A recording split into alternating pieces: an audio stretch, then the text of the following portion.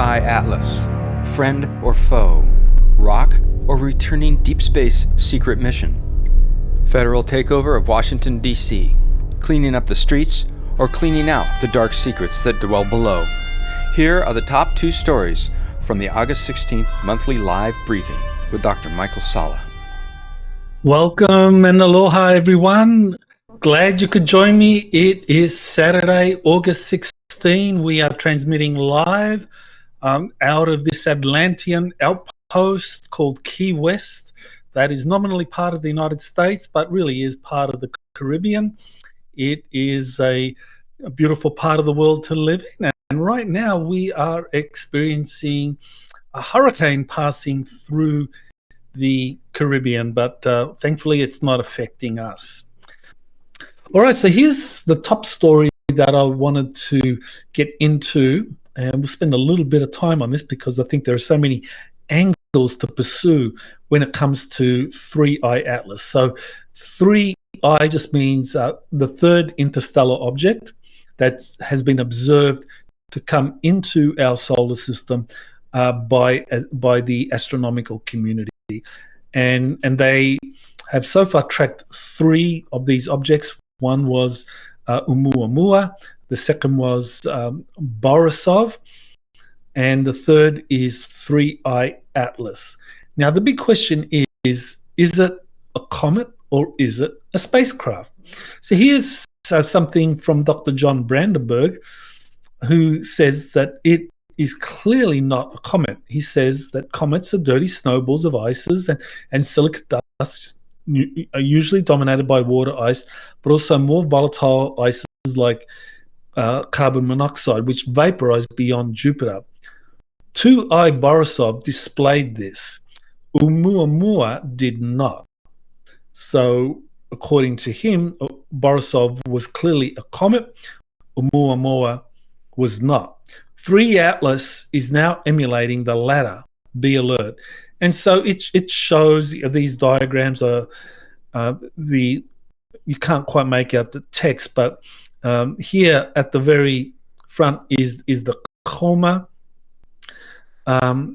It's heading towards the sun. This is the nucleus. This is the nucleus of the coma. This just refers to hydrogen gas, and this refers to the tail. So this does look like something is being released. There is some kind of hydrogen that's being released, but not to the extent that you would observe with a normal comet. And so this is 3I Atlas, the picture on the right, and that shows that, but really what you have is just a kind of like perfunctory tail. It's just whereas on the left you have the typical structure of a comet with a big tail, lots of gases being emitted and so forth. So what's happening with 3I Atlas seems to suggest that it's not just a comet, something else is going on.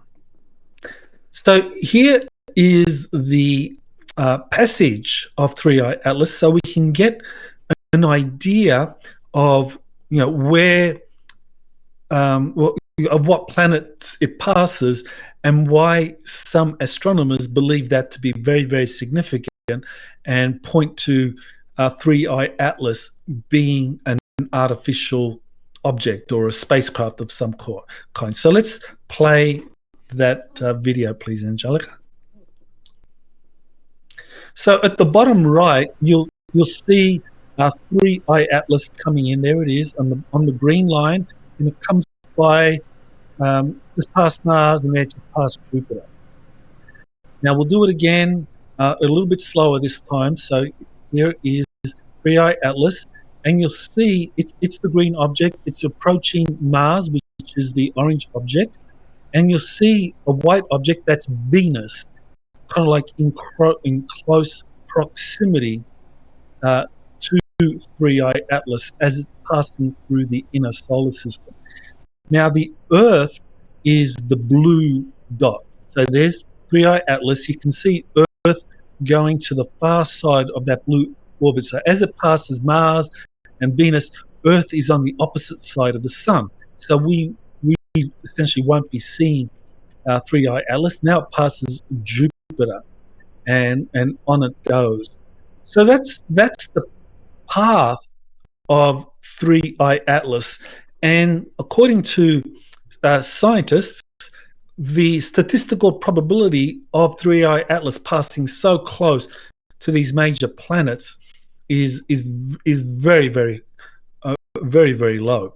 So here's the path. Here's a diagram, a static diagram of the path of 3i Atlas, in case, and if you can maximize that, please, Angelica. So here we see 3i Atlas, just from the right-hand side, it's the white dot. We can see its trajectory as it passes between Mars and Earth, and by the time it reaches here, when I showed you that earlier graphic, Venus will be all the way next to it. So essentially, 3i Atlas passes between Mars and Jupiter, but Earth will be on the other side of the sun when it does that.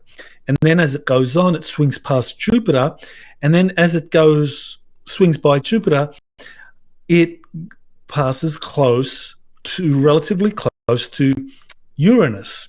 So let me show you another diagram. Oh well, let's listen. Well, what Harvard astronomer Dr. Avi Loeb, he looked at the statistical probability of 3i Atlas passing close to the major planets, and he said, in his view, that it's very, very unlikely that it is a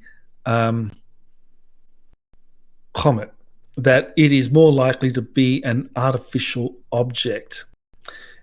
And he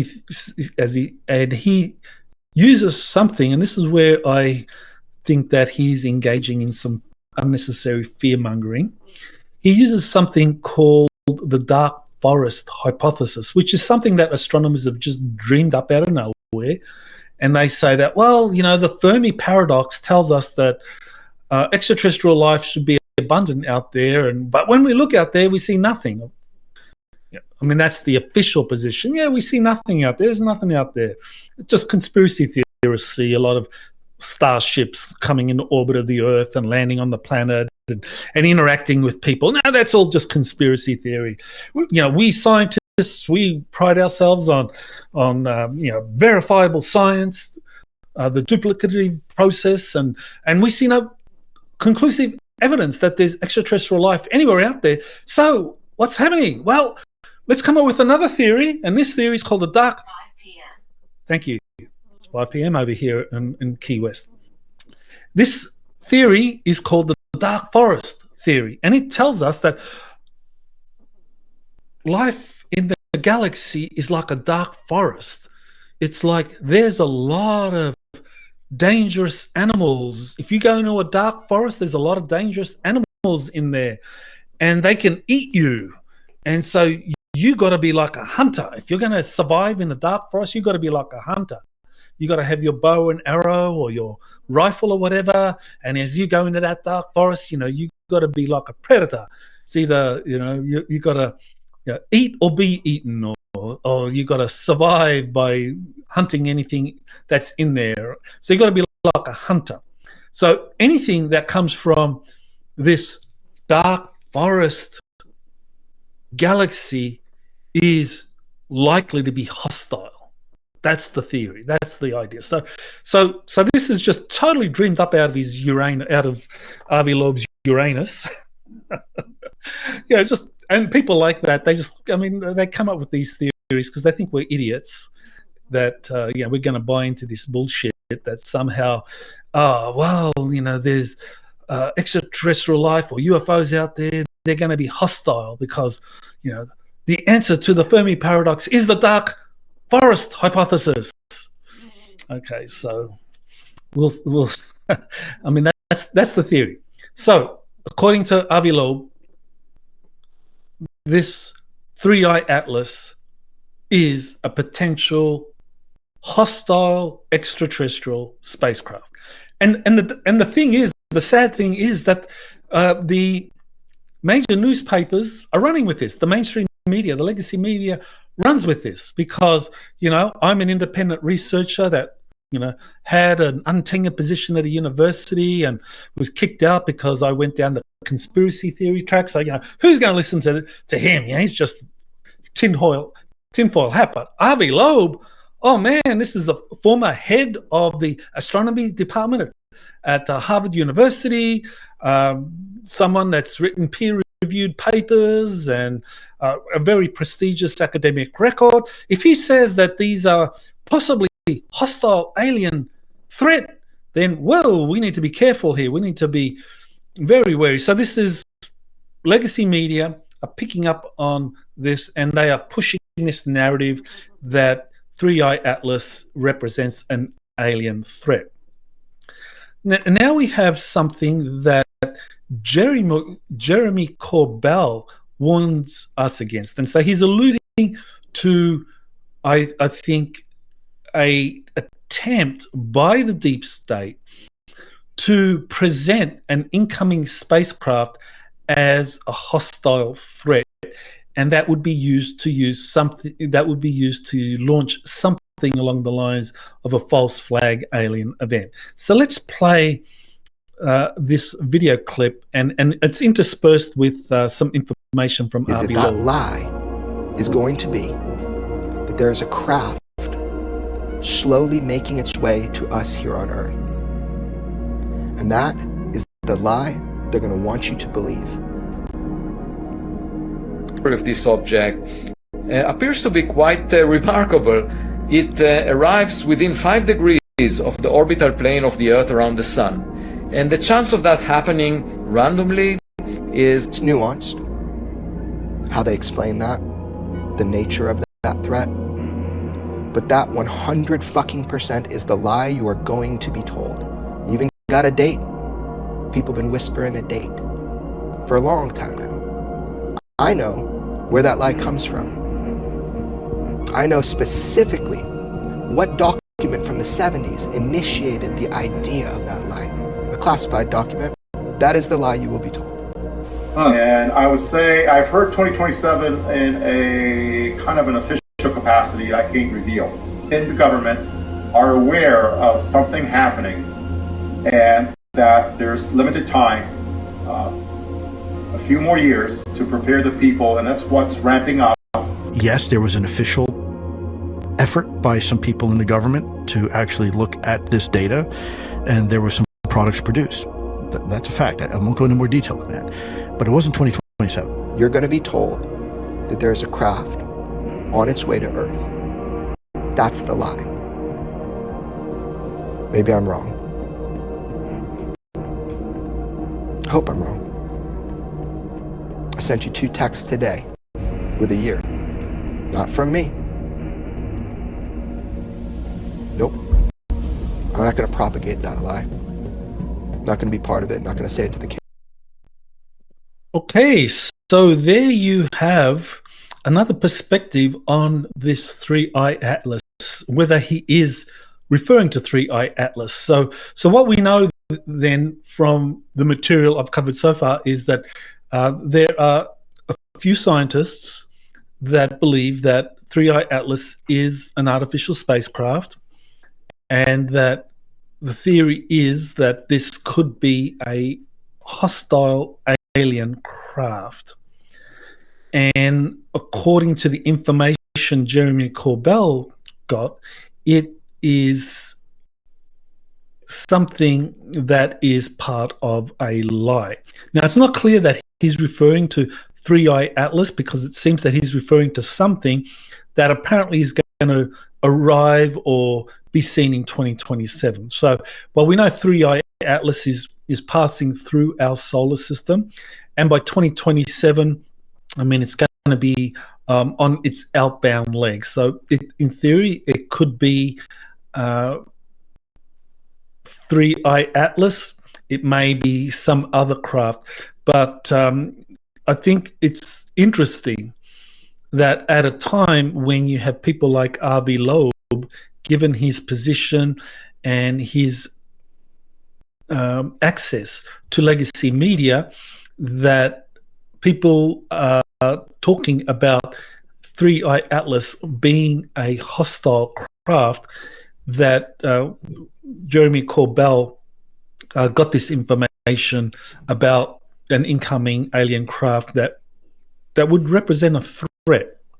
All right, so that's one set of data concerning 3i Atlas. There is another perspective that I wanted to introduce you to, and that is the perspective from George Kavasilis, and he has had some very profound revelations concerning what 3i Atlas really is.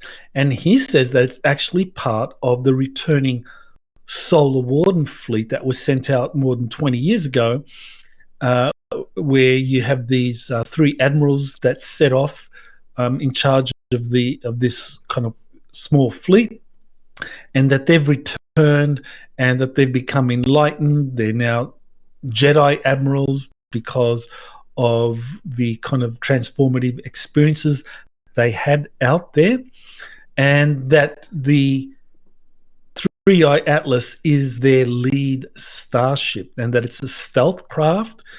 It is making it look like it's a comet. It's projecting the kind of like structure of a comet around itself, so that astronomers from Earth that are looking at it, what they see is something behaving like a comet, and that the Navy admirals have done this purposely. That this is because they have an agenda for helping prepare our solar system for disclosure and for a profound change in frequencies. Now, he says that the Jedi Admirals have taken over the extraterrestrial disclosure process, that it's no longer the Galactic Federation or different extraterrestrials that are in charge. It is now these Jedi Admirals, and that their lead ship is Gerald. Now, the passage of this craft, Gerald, or 3i Atlas. Now, earlier on, I mentioned Avi Loeb focusing on the statistical probability of it passing close to major planets such as Mars, Venus, Jupiter, and Uranus is also part of that equation. That George Kavasilis says that it also passes very close to Uranus, and so this is where we get to the idea that the 3i Atlas, or this starship belonging to these Jedi Admirals, is communicating with the civilizations on each of those planets, essentially saying that, hey, we represent humanity, we are here taking charge of the disclosure process, and we're going to work with you. And by the way, we have all this advanced knowledge that we've gained from our decades in deep space and traveling throughout the galaxy, and we're going to change the frequency of our solar system. And so they're transmitting certain frequencies that apparently are going to have this profound impact. So that is George Kavasilis's take on 3i Atlas, and it actually being something that is not extraterrestrial in origin, but actually is human in origin, and it is part of the Solar Warden fleet. Now, what is more accurate? I know that there are other people out there. I've been approached by many saying that, oh yes, 3i Atlas, we've channeled so-and-so, and it's an extraterrestrial spacecraft. So I guess we'll find out what it is in the months ahead. But right now, it is estimated that it will probably be, I think October passes close by Mars and Venus, and so November, December is when it'll get to perihelion with Earth. That's the closest approach to Earth, but that is I think 1.8 astronomical units. So that's like 170,000 miles or 170 million miles or 300 million miles. So quite some distance. Now, one of the things that George shared about what is happening right now is that there has been an infiltration by synthetic Nordics, what he calls mimics, and that they are a big problem with the Galactic Federation of Worlds. And apparently these admirals that have taken charge of the disclosure process have led to a cleanup of the Galactic Federation. And the story goes that the Galactic Federation was slowing down the disclosure process, and it was slowing it down because it had been infiltrated. So that's information that comes from people or contactees like Dr. Andrea Martin, Michelle Portofrio, Erica Amorina, and George Cavassalis has confirmed their information. And I just want to emphasize that because this is controversial. There are those who dispute that the Galactic Federation of Worlds has been infiltrated by synthetic Nordics or mimics. And what I'm saying is that there are credible sources saying that it has been infiltrated.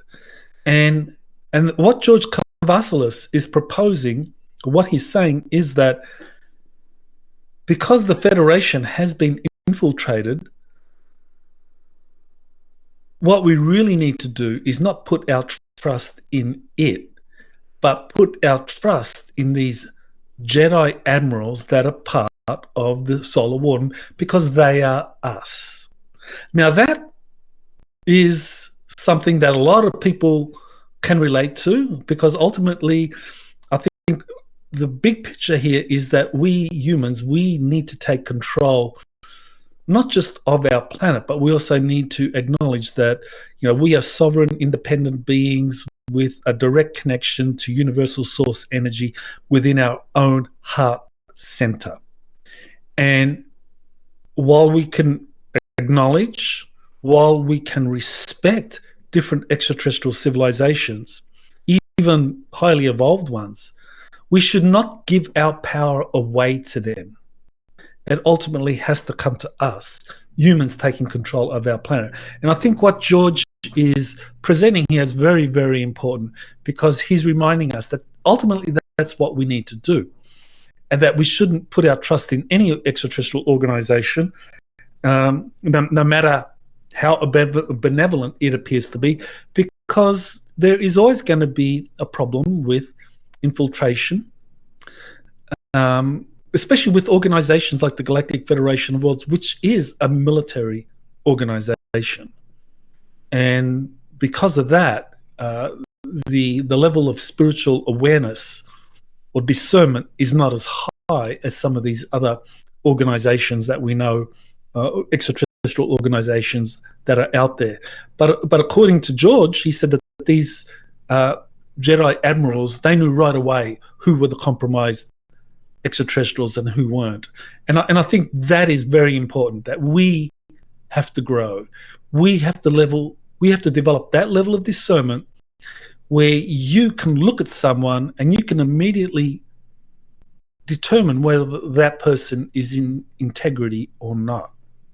And that is what we all need to strive for. So I think George's work is very important because it points us in that direction.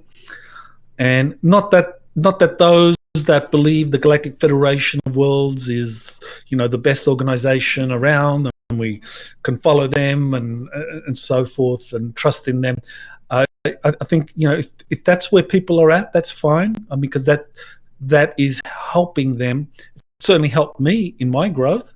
But at a certain time, you realize that ultimately, if you give your power away to an extraterrestrial organization, you're not going to grow in establishing this kind of like connection with this infinite intelligence that exists within your own heart center. That's where true wisdom has to come. You connect with that, and that helps you discern who's telling the truth or not. Because we do have there is a problem with mimics and synthetic Nordics, and that has to be dealt with. All right, so now we get to the fun part for me, which is looking at the exopolitics perspective on contemporary geopolitical events. So this I think is qualifies as a geopolitical event, even though it really is more a national event in the US, but it has an exopolitical element that I think is very, very important. Now, Washington D.C.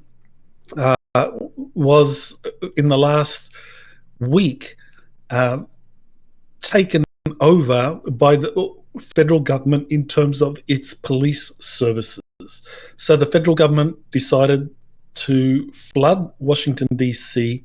with federal agents, FBI, National Guard, and so forth, DEA agents, and so forth, and that they were doing this ostensibly because they wanted to rid Washington D.C. of criminal elements and of also poverty, homelessness, drug taking, and so forth, and illegal immigrants. So all of these factors apparently came to play. The Trump administration thought that the police under the current Democratic mayor in Washington D.C. wasn't doing enough or wasn't assertive enough, and so they took over. And so this created a furor in the Washington D.C. area, and of course the legacy media began to began to be very critical of the Trump administration for doing this. Now, I did an interview on Redacted, and the link is here, where I described how Washington, D.C. Wasn't taken over because they wanted to get rid of the criminal elements that we are associated with: petty crime, drugs, homelessness, illegal immigration, and so forth. But in fact, that the takeover had more to do with clearing Washington, D.C. of these satanic groups operating behind the scenes in deep underground military facilities. So the video, it discusses this, or my interview discusses this at length. And so there's the link. It goes for only around 15 minutes. So I recommend you watching it, but it gives you another perspective on why Trump ordered the federalization of Washington, D.C. when it comes to law enforcement, because the goal was to actually find these hidden underground locations, facilities in the Washington, D.C. area that was being used for essentially satanic purposes. Now, why is that important? Why is that? Well, in order to understand how Satanism operates in Washington, D.C., you need to look at how the layout of the Washington, D.C. area was configured in the first place. So at the top, you see a pentagram. Now, a pentagram, and then you also see the kind of compass, the symbol for the compass. Well, the symbol for the compass, that's a well-known symbol for the Freemasons. And it's known that the founding fathers were Freemasons. And in fact, Pierre L'Enfant, the French architect who designed the layout of Washington, D.C., was a Freemason. Now, Freemasonry, as I explain in my interview in Redacted has two components. The first component, up to the 33-degree level, is the one most people are familiar with, and that is people doing kind of like humanitarian work and raising funds for helping deal with a lot of problems, and so they play up until the 33-degree level of kind of very positive role. Now, at the 33-degree level, what happens is that a Freemason is approached and they're tested. Now, if they pass the test, they are told that there are higher levels of Freemasonry, 34, 35, going up to 50th degree, for example. And as they progress through these higher levels, they get introduced to the secrets concerning humanity's extraterrestrial origins, the existence of extraterrestrial artifacts, the kind of extraterrestrial forces that the Freemasons work with, which are typically associated with these reptilians, these Draco reptilians. Now, if a Freemason fails the test, and the test typically involves something like, here's the Holy Bible, I want you to spit on it. Now, if you spit on it, it's like, okay, you passed the test. You can go up to the 34th, the 35th degree, and this is what it involves. If you don't spit on it, they say to you, congratulations, you passed the test. You are a 33-degree Freemason for life. And so they leave thinking that, okay, they've reached the highest level of Freemasonry and they're dedicated to good works. So the Freemasonry has those two levels. So that higher level is where the Satanism comes in.